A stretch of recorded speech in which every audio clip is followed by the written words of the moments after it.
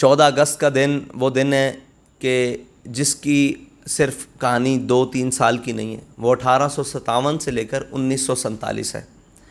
وہ تو درد ہے ہی ہے، اس میں ہم لڑ رہے تھے اپنے دشمن سے، لیکن 1947 سے لے کر 2022 تک ہم منافقوں سے لڑ رہے ہیں، ان غداروں سے لڑ رہے ہیں، ان چوروں اور لٹیروں سے لڑ رہے ہیں، ان عیاشوں اور کماشوں سے لڑ رہے ہیں جو ہمارے اندر ہمارا لبادہ اوڑھ کر بیٹھے ہوئے ہیں۔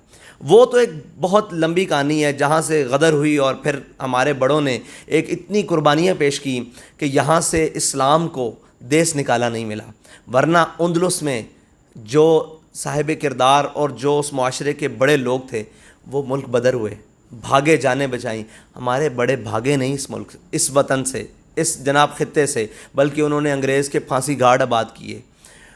مطلب کہ ایک دن میں 1800 علماء، مشائخ، عوام، بڑے بڑے لوگوں کو، معاشرے کے اندر اثر رسوخ رکھنے والے لوگوں کو پھانسیاں دی گئیں، لیکن وہ بھاگے نہیں، اپنا نظریہ نہیں چھوڑا، اور یہاں سے سامراج انگریز کو بھگایا۔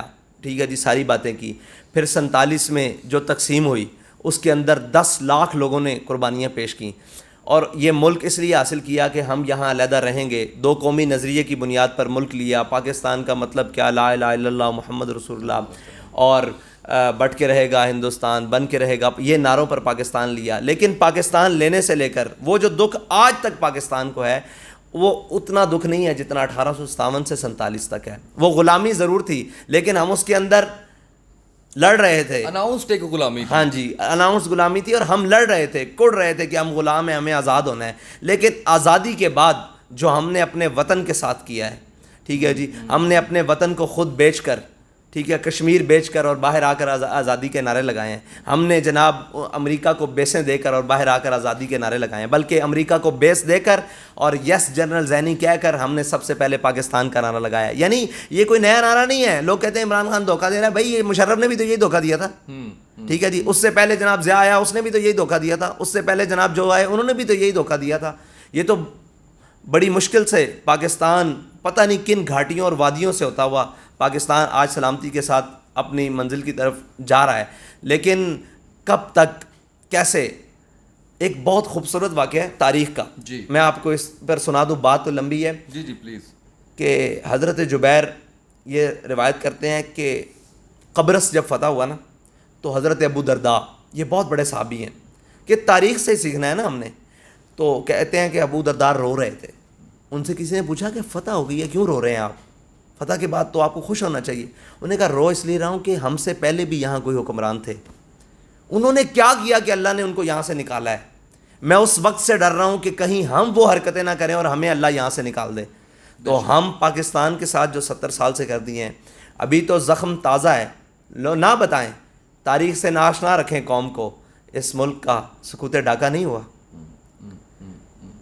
آزادی منانے کا مطلب یہ نہیں ہے کہ ہم اپنی تاریخ بھول جائیں، اور ہم جو اپنے ملک کے ساتھ کرتے ہیں 364 دن جو کرتے ہیں، اور ایک دن چھرلیاں پٹاکے اور پاں کر کے، اور جناب ایک ڈرامے بازی پوری رچا کر، اور جناب ایک پریڈ کر کر اور سارا کچھ ایک کر کر، اور ہم کہیں کہ ہم آزاد ہو گئے ہیں۔ بھائی کس سے آزاد ہوئے ہو؟ کس نے کہا تم آزاد ہو گئے ہو؟ تمہیں تو اس ملک کو آگے لے کر چلنا تھا، سب کی غلامی سے نکالنا تھا۔ تم تو آزاد اس قسم کے ہوئے جب تمہارا دل کرتا ہے تم امریکہ کے آگے لیٹ جاتے ہو، کبھی رشیا کے آگے لیٹ جاتے ہو، کبھی چائنا کے آگے لیٹ جاتے ہو، کبھی فلاں کے آگے لیٹ جاتے ہو۔ اپنے برادر اسلامی ممالک وہ تمہیں بھیک اور منگتا بنا دی ہے۔ مجھے بتائیں، یہ درد ہے، ایک بہت بڑا درد ہے۔ یہ دن خوشی کا ہے، لیکن اس خوشی کے بعد یہ ایسے ہی ہے کہ سہاگن ہوئی اور پہلے دن سے شوہر نافرمان ہے، اور آج تک اس کا سہاگ اجڑا ہوا ہے اس ملک کا، اور اس کو کوئی ایسا وفادار نہیں مل رہا کہ جو اس کو اب اس کی راہ پر گامزن کر دے۔ جس کو اٹھائیں وہی لال ہے، جس کا جہاں تک جی بنا، وہ مذہبی لبادے میں ہو، سیاسی لبادے میں ہو، عسکری لبادے میں ہو، کسی لبادے، سرمایہ داری کے لبادے میں ہو، اس نے اس ملک کو نوچا ہے، کاٹا ہے، پیسا ہے، توڑا ہے۔ جہاں جس کا جو دل چاہا ہے اس نے اس کے ساتھ کیا ہے۔ یہاں کوئی قانون نہیں رہنے دیا، کوئی معاشرت نہیں رہنے دی، کوئی تمدن نہیں رہنے دیا، کوئی تہذیب نہیں رہنے دیا۔